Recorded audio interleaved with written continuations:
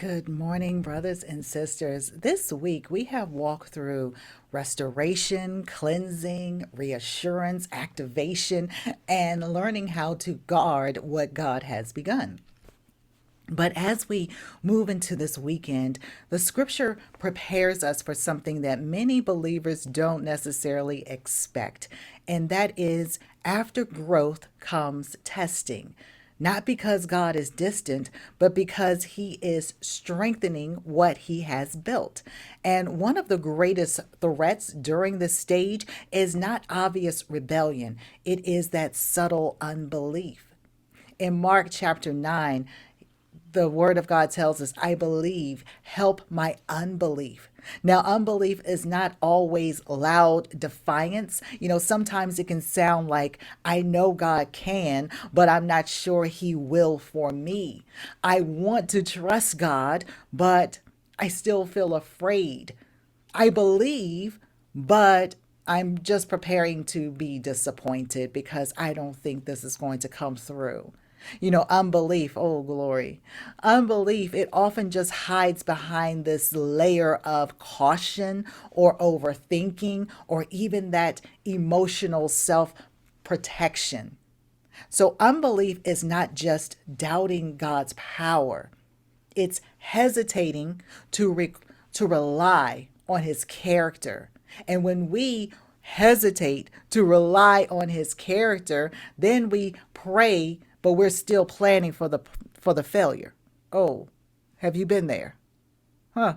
When we hesitate to rely on God's character, we will seek God, but we are still leaning on how we can control the outcome. When we hesitate to rely on God's character, we can wait on God, but then we're still impatient. And so we then obey halfway, and we know what obeying halfway means, right? So unbelief, hallelujah, unbelief keeps us near God's promises, but then it prevents us from stepping into that promise. And that leads us into our weekend reading. Hallelujah. I pray that just sits with you as you think about your situations and your circumstances. Where are you praying, but you're not relying on God's character? Where are you trying to gain control over something because you're not believing that God is faithful? How are you undoing the very prayers? And this is a place I've been in. How are you undoing the very prayers, the very trust that you say you have in God? How are you undoing that with your words and with your language? If God has it for you, it was for you. You may have to wait a little while longer. It may look a little different, but we do not stop trusting the character, the faithfulness of God. Hallelujah.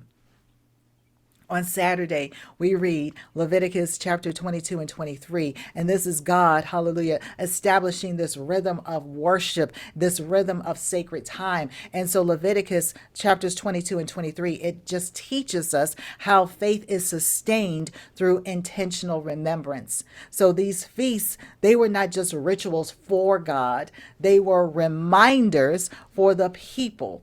So without any type of remembrance, that's when our faith will start to fade. And then we read in Mark chapter 9, verse 33 through chapter 10, verse 12, that Jesus, he teaches us about humility and servanthood and the seriousness of following him. And so he shifts his disciples from seeking status to embracing surrender. Because, what Jesus does is he confronts that subtle unbelief that says, I'll follow God as long as it doesn't cost me too much. Thank you, Father. We read Psalm 44 and we remember, this is the psalmist remembering the past victories in order to strengthen, to have a present now trust. Oh, a now faith. Oh, now faith is, hallelujah. When we are presented with circumstances that feel uncertain, when we're not exactly sure, let's recall on God's faithfulness. Let's remember that he has been faithful before because we are still in this day. So faith, it grows by remembering. Thank you, Lord. on Sunday as we move forward. On Sunday, we read Leviticus chapters 24 and 25. We talk about we read about the provision for systems and justice and the year of Jubilee. And so God, he shows that he is not only a deliverer, he is a restorer. Hallelujah. He is Jehovah Rapha. He is Jehovah Jireh. We thank you, Father. So provision includes restoration of what was lost. Then we read in Mark chapter 10, verses 13 through 31, that Jesus, he welcomes the children. And then the rich young ruler, he walks away. What a contrast. To have that childlike trust, that childlike faith versus that controlled security. The rich young ruler, he walked away grieved because he had so much. And so that the ruler's wealth was not the issue. It was his inability to rely fully on who God was, the character of God. Oh, glory. And then as we read, I'm trying my best to not dive deep, but I pray that you will. You will sit with these scriptures. You will ask the Lord to reveal the deeper meanings that actually help you with your life and your walk and as you're navigating these evil days. Oh, we know that the days are evil, but we also know that these are the days that the Lord has made. They're evil because who is in them? And why is he in them? Because we gave him power and authority. We gave it over to Satan. We gave it over. So now we need to take it back. Take back the day. Take it back. Glory be to God. The psalmist, he gives us permission to say, God, we don't understand what is happening, as we read Psalm 44, verses 9 through 38, 9 through 28. Thank you, Lord. God, we don't understand what's happening. Lord, I don't understand what's happening. When we have faith, it doesn't mean that we have to pretend like everything is okay. But us having faith, it means that we are staying connected to God even when we are a little bit confused, even when we're a little uncertain. So our trust, it is proven when our faith continues even without any visible results. Lord, we thank you. As we move into a new month, in the month of March, the question for us is not, did God move? The question is, will we continue to walk with him when the emotional intensity starts to fade? Oh, real faith is not sustained by our feelings. It is not. Our faith is sustained by trust in God's character. So I pray over this weekend as you are reading and continuing that you will return back to the Psalms, that you will remember what God has done, that you will stay humble, that you will stay dependent, that you will continue to trust. You will look for Jehovah Jireh, knowing that he not only provides in the breakthrough, but he provides the endurance for the journey ahead. Amen.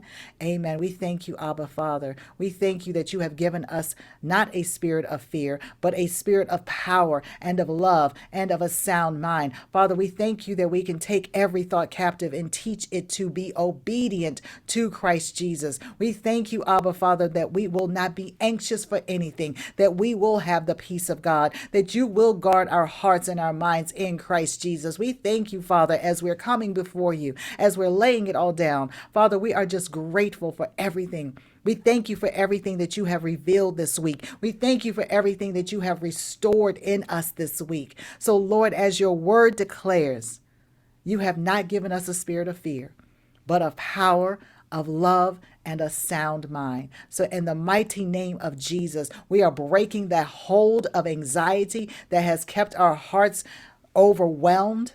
Father, we are releasing every single cycle of worry, of overthinking, of striving, and we are choosing to trust in you as Jehovah Jireh, as our provider.